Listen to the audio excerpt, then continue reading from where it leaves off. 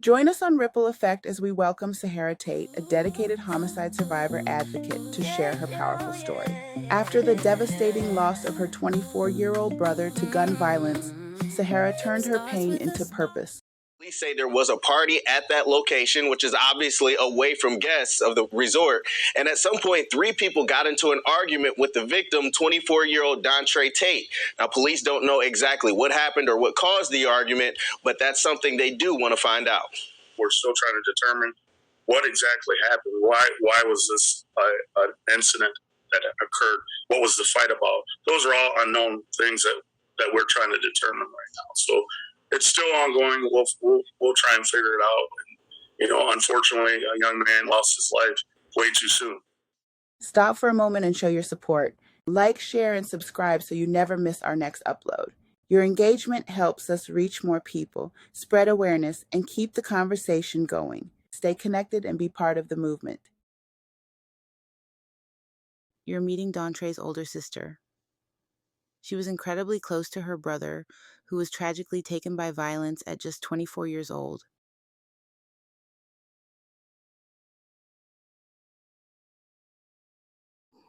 Sahara Tate. And tell them a little bit about what kind of person Dontre was. Dontre was the life of the party. He was caring, loving, goofy. Like that was him. Like just always smiling. You never really knew if Trey was okay because he would never really show. Even like being his sister, it was like I knew, but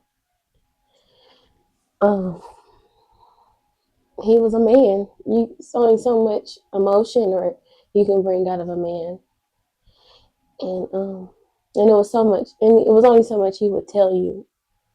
But as his sister, I just accepted it and tried to do the best that I could with what I did know. And I knew that Trey loved to be around his family. So like when we had holidays, I would try to make sure, or I always asked you, my mom, I would always ask, like, is Trey coming? You talk to Trey, is Trey coming? Because you just love to be around Trey. What's your favorite memory of him that will always bring a smile to your face? I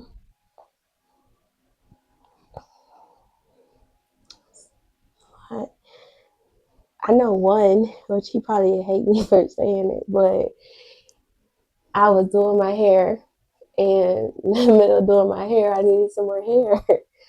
So I asked Trey if he'd go to the hair store for me. And he said, yeah, I'll go. And I was like, for real, you gonna go?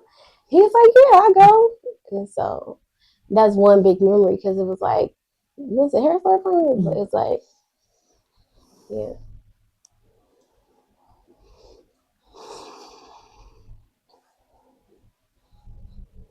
If he were here today, how do you think he'd want to be remembered? I think Trey would want to be remembered as he loved God. Towards right before he passed, though, he was really big on talking about God and spreading the word. He would want to be remembered as goofy, joking, playing all the time. Music. He loved music. He would like to be remembered as him being able to do everything, really. If you don't mind, take us back to the day that everything changed for your family. The day that you lost your brother, what happened?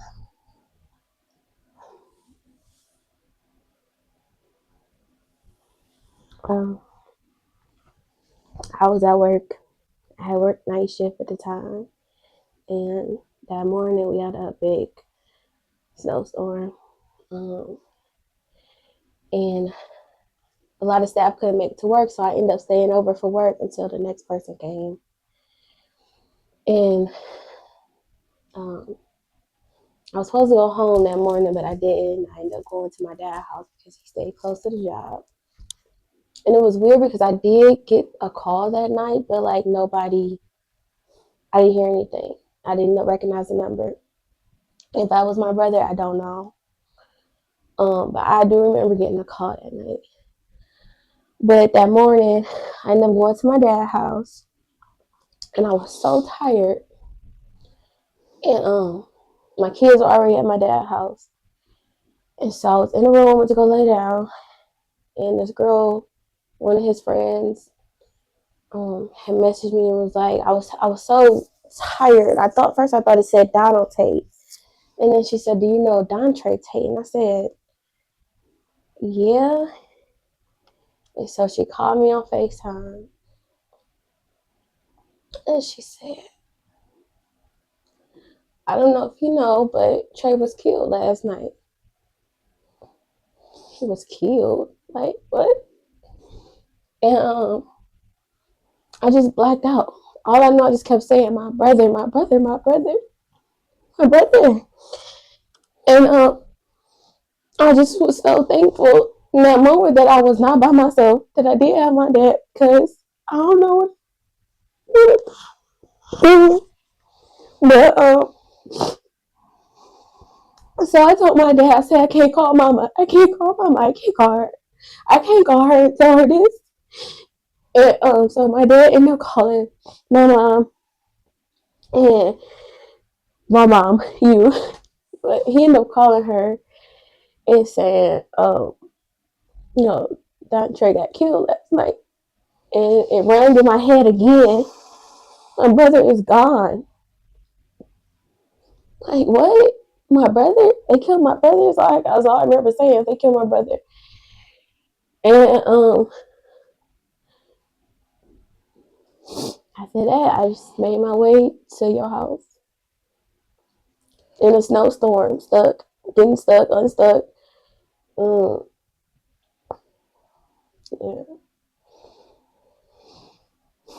What were the days and the weeks following his passing like for you and your family? God. Hell, hell, hell, hell, hell. It was just dark. It just felt dark.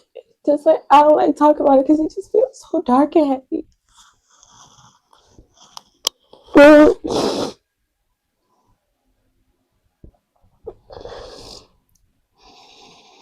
To see your family, we went from trying to keep it together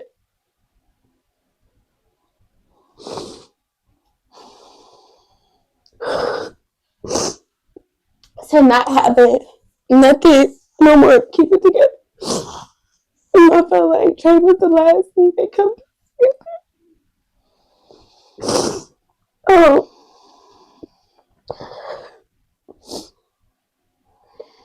Me, myself, I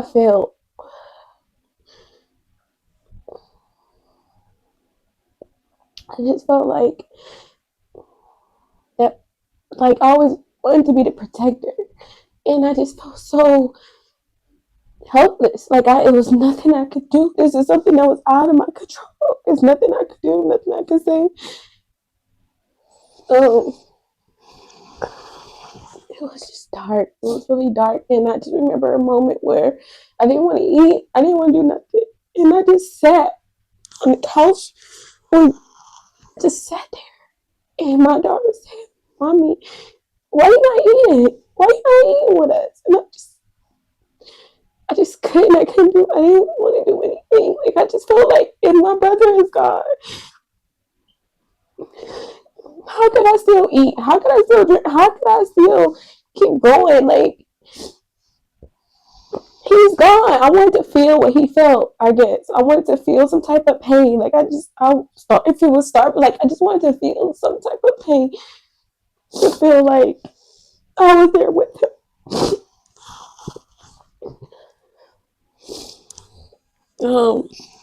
As far as my kids, my daughter, she knew my brother. So she seen his sense of humor, seen how he was. My son, he didn't really get to know him. And for me, that was like the big thing. Like I just wanted my son to have his uncles, and he took the last uncle that he had. Like they really just took a lot. They took a lot. Generation, like they took a lot. So, yeah. So they can start. What has helped you cope and find moments of healing? Um,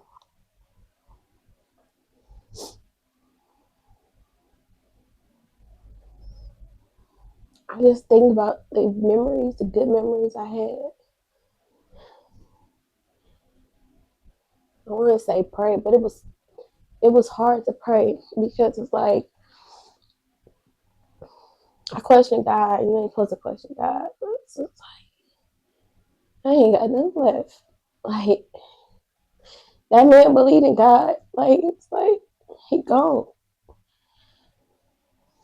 But I know that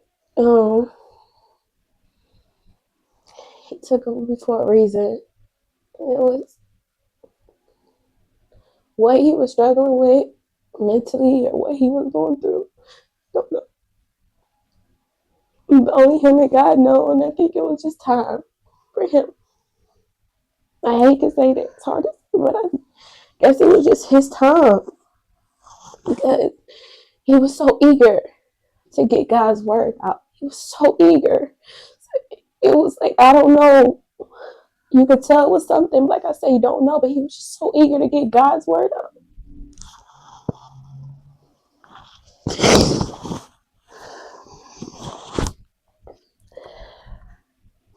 Do you feel supported by your community? And do you feel isolated in your grief?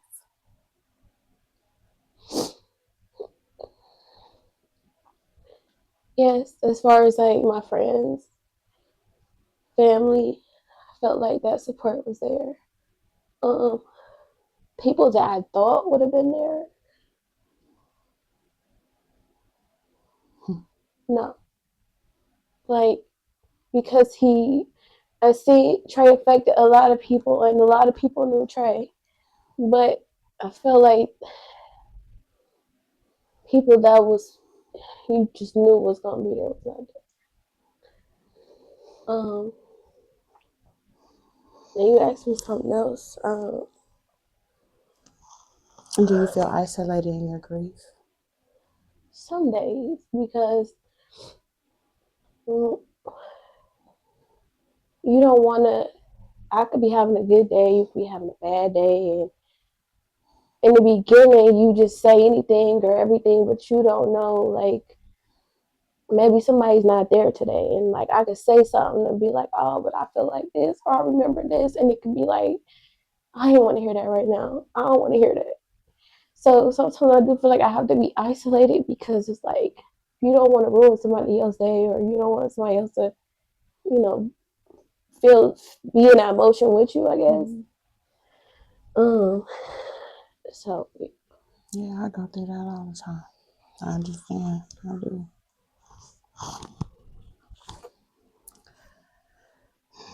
Has there been a turning point where you feel like you are beginning to heal, even just for a little while? beginning to heal. Mm-hmm.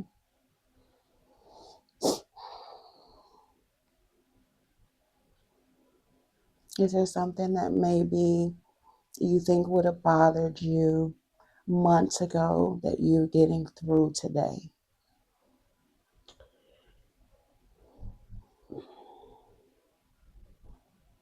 I don't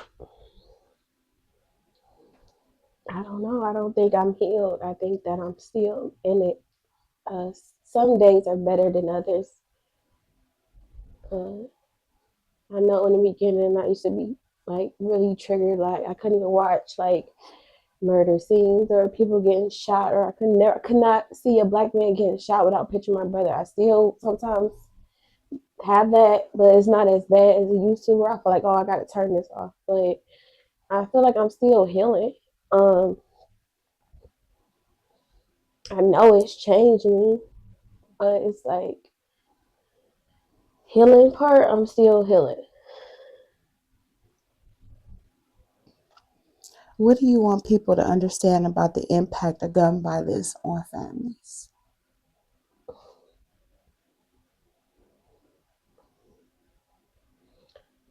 It it's terrible because it's like you can be with somebody one day and then the next day they're gone. And it's not because they're sick, it's because somebody else chose to take their life. So it's like,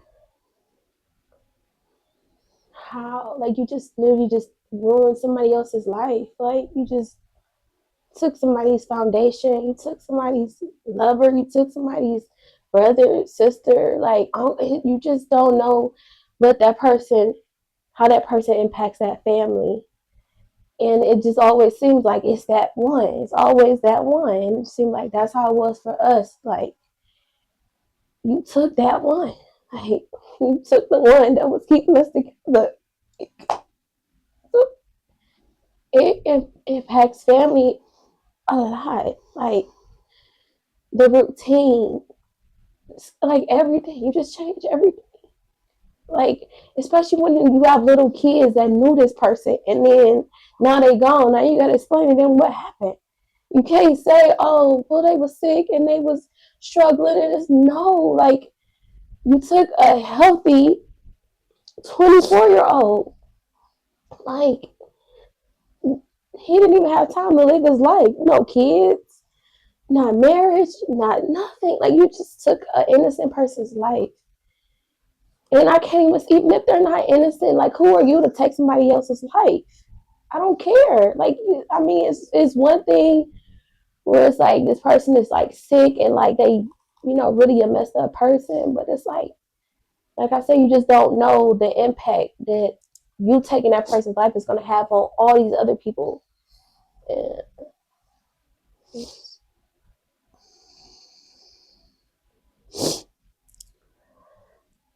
How's this experience changed how you see the world, your relationships, your purpose?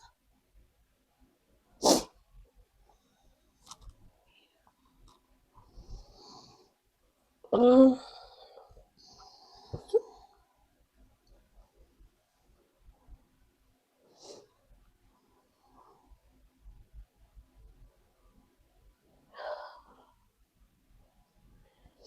it changes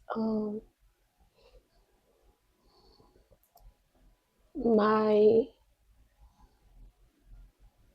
I guess it changes my relationships with people because it now I realize life is short. I mean, it's one thing to say it, and it's another thing to see it. So now it's like I try to tell people I love them more. I try to be in the moment, try to be in the moment more, um, because you just never know, never know. Um,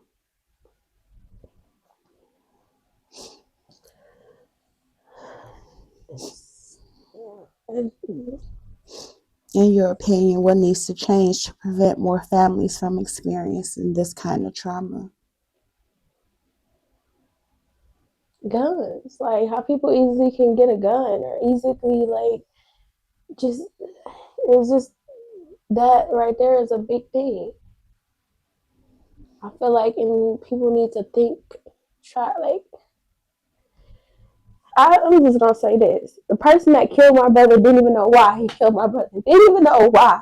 Didn't even know why he went to get anybody else to kill. He didn't even know why. You didn't even know why you took somebody. Like what? You changed my whole life. You changed my family's life, and you don't know why. Like, so that's what I mean. Like, and then you just easily go pick up a gun and kill somebody, and then you don't even remember or know what happened. Like,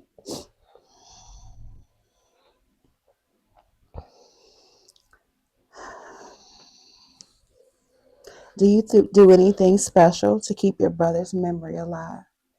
um, like his birthday and the day of his passing. Well, I know now moving forward because he was so big on. He had this thing we argued about working. Like it's saying in the Bible, you're not supposed to work. And like I remember when he said that to me, and I was like, man, what? What you mean? Like, how you gonna get through life without work? But so to honor him now, I don't work on January 17th.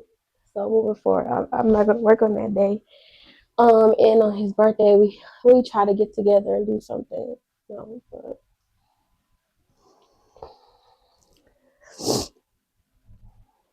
If you could send Dontre a message today, what would you say?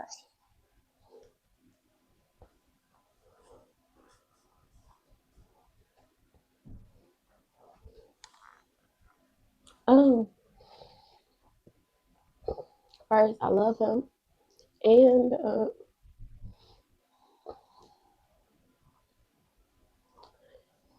sorry. I'm sorry.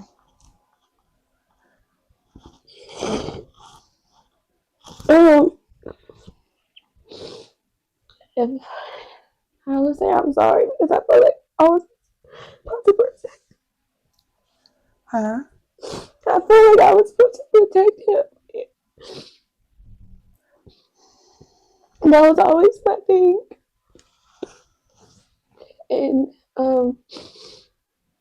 just to keep being there because I know he's with me. You know, just to keep being there and watch over me and the kids. And I just thank him for the good times, being the sun in the dark all the time.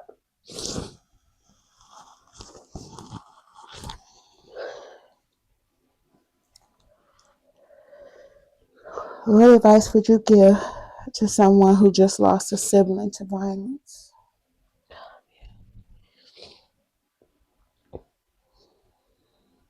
Um, keep going. It's really hard to give it. I mean, it's hard to give advice because it's like I'm still going through it. But all you can do is take it one day at a time, one day at a time. And people told me like it's gonna become moments where you doing your own thing, you don't even realize now, and just hit you out of nowhere. And in the moments, I would say just to feel it, let yourself feel it, because I feel like it's them. I feel like when I had those moments, it's my brother coming back to me like we had good times, like it's okay. So, like, as far as that, I would just say live in that moment when you have it. Um, and just, all you can do is take it one day at a time. Just, it's not easy. It's not easy growing up with somebody and then what you know it's not normal no more. Like, so I would just tell them to keep going and hold on to the good memories.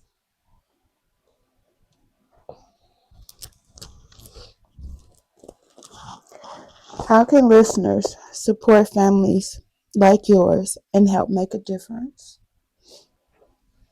Give back when you can. Like, give to, like, if you can. Like, and I'm not just saying, like, financially, but just being a ear to listen to that person.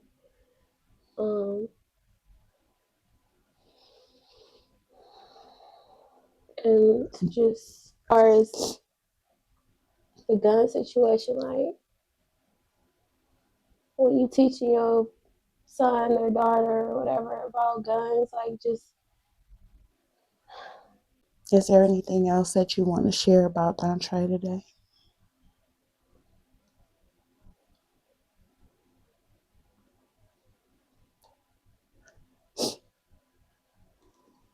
you know, Trey is just Trey was Trey. Like I always say, my soul brother, because he was just like that was my dog. Like he was just a good person to be around. Ain't nobody perfect. Nobody's perfect, but he was just his spirit. And when he was down, he was down. You were trying to figure out why he was down because he always was so used to him being happy and fun and goofy. Um, The